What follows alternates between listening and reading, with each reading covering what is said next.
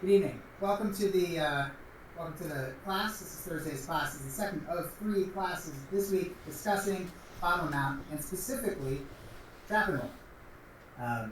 Is there that much to say about trap and roll? It's fundamental. You grab both the arm and leg on one side and roll down. It's a big deal. So yeah, there's a number of contexts that it appears in. There's a number of variations of it. So I'm going to talk about a few variations of it. I'm open and eager to hear any questions that you guys have. So by all means, please do that. For the usual YouTube audience, this is now being recorded instead of being live to YouTube because I had technical difficulty, which my Facebook friends got to watch. So now, let's talk about one of the variations of trap and roll that honestly I hit the most often, and I'll tell you why I hit it the most often, even against blue, purple, brown belts. I'll show it to you first. It seems silly that somebody would make this mistake, especially when I describe it the way that I'm going to. The top person sometimes, let me be that guy.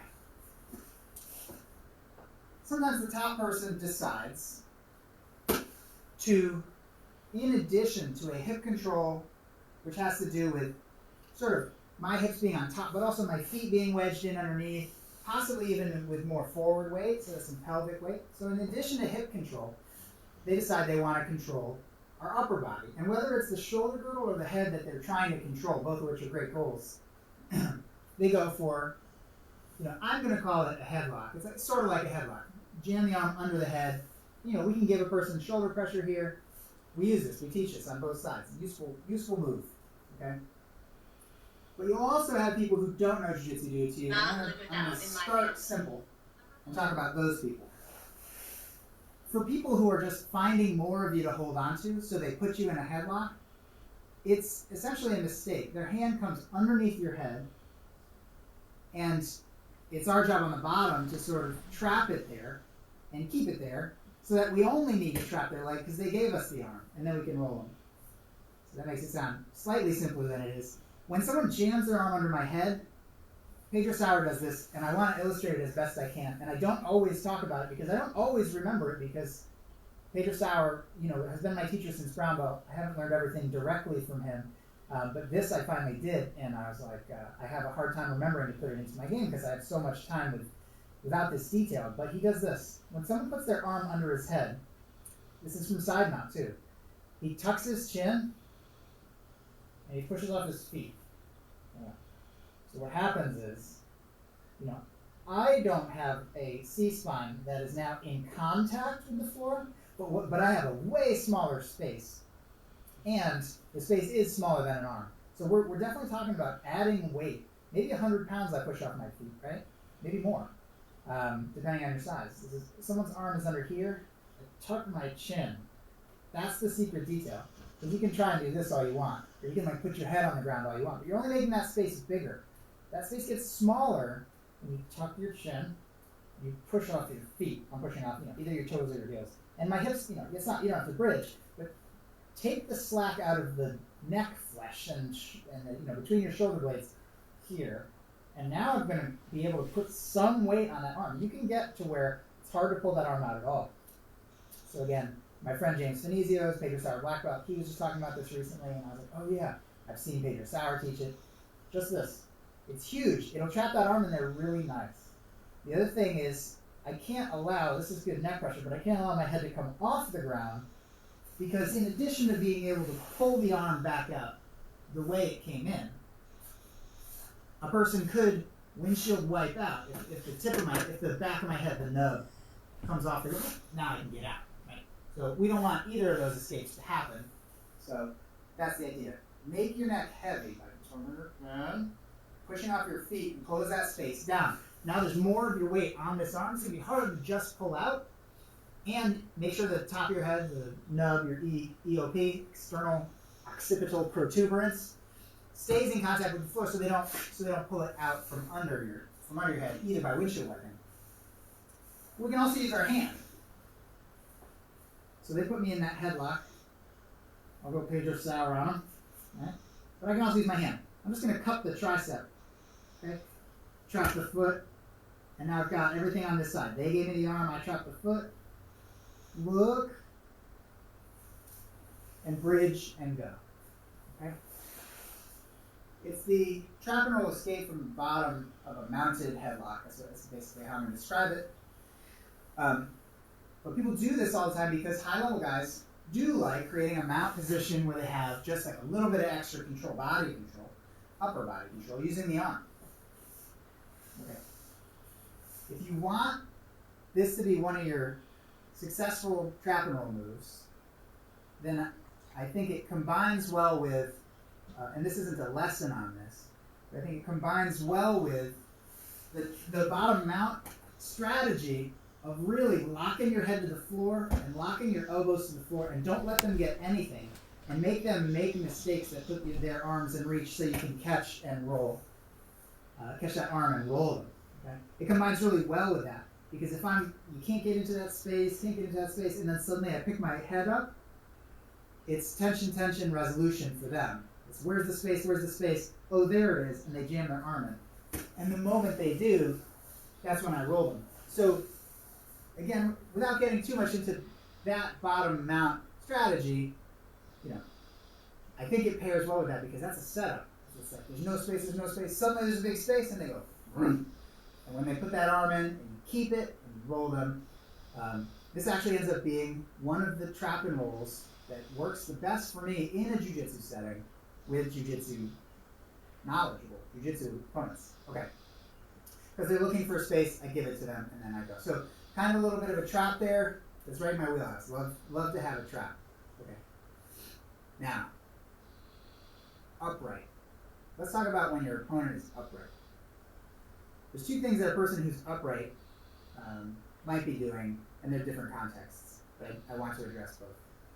So the person on top of mount, who is upright, might be choking. Okay, so we're going to talk about a self-defense situation. If someone's on top of you and they're choking you, they put their hands around your neck, and they are choking you, we have the answer for this. Okay? The answer for this is the regular trap and roll, and I'm going to show two things that they might do upright in like a self-defense situation. One of them they might even do in jiu-jitsu.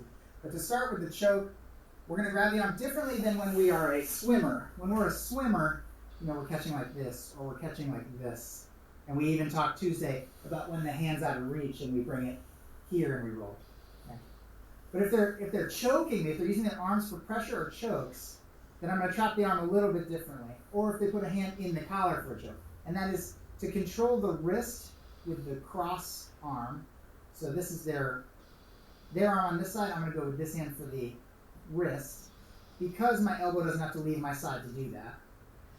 Because I don't want this elbow, I want this elbow at my side too, which is going to hold their elbow. If I switch this hand configuration, I make a major mistake. I can hold this wrist, my elbow is safe. But the only way I can hold this wrist is to create a gap here, which is unacceptable. I cannot hold the wrist, reach across for their elbow from the bottom mount, and give them this big space to attack my armpit, slide their knee under, swing for arm bars, and make my life terrible. Okay, so when someone's here, it's opposite side wrist, same side elbow, and now I've got it held to me, I trap, look, and roll. Okay? That goes for the person who's choking with two arms in a self-defense situation, and a person who has slid a hand in my collar. I'm always going to, in that case, I'm going to get the wrist here with this one. Always hitting the elbow with the same side hand. So the hand comes in the collar. I hold on to the wrist. This is thumbless. I hold the elbow with my thumb because I don't want them to pull their arm backwards out of here. And then I will trap, look, and roll. Sorry, in this one I will not be bumping them in the armpit. I do keep the wrist the whole time. It's actually an important distinction. So my connection to them is wrist and elbow. If there's pressure, if there's choking, or if there's pressure, and pressure is the last one. I'm on the bottom of mount, and a person on top is not choking me, and is not jiu-jitsu choking me, putting one hand in, but they are leaning on my throat. And this can happen, this can happen in an unfriendly jiu-jitsu match, or with a stranger maybe in a competition, or it could happen, in a real life situation, somebody's trying to grind you. Or even what time is it? Even if someone on top he's trying to do like what time is it grip, which is a more advanced, pressure technique. Then I'm going to do this. If you picture that arm is across my throat right here, elbow's a bit high, right? I'm not going to just block it here. It is not good enough. I'm going to hold the wrist to the same side. I'm going to find this elbow and push it down and then grab the elbow. So if the arm is across my throat and whatever this hand is doing, holding my shoulder, holding my gi, just in a fist, I'm going to hold the wrist to my collarbone. So I don't just hold it, I hold it to me. And then this is untenable. I cannot have a high elbow over here because it's going to be in the way of the roll. It's going to give me choking pressure. None of that is okay. I have to get above it and push down. So that's a little moment that I come out with my arm, and possibly a vulnerable moment, but push that down, hold the elbow. That's my GoPro guy. Trap the foot, look over your shoulder, keep these grips, and roll. Okay? I'll get this for you too off of the Facebook things.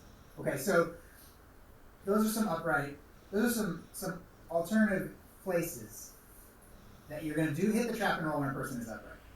So far today, we talked about the head lock.